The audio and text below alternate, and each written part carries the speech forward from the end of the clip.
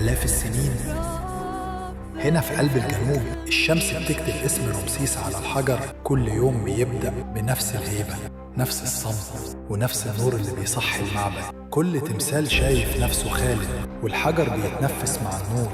كل تفصيلة محفورة فيه بتحكي قصة ملك ما بيموتش.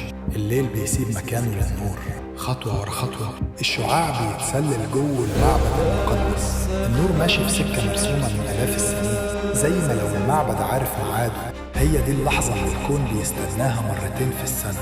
النور بيحيي وش الملك، كأنه بيقول له لسه حكمك قائم، ولسه اسمك منقوش في الضية. عيناه بتلمع مش من الحجر، من نور الإله نفسه. ملامحه ثابتة بس فيها حياة، كأن النفس لسه فيه. كل شروق جديد بيكرر المعجزة، وبيفكرنا إن الزمن ممكن يعدي بس مصر ما بتتغيرش.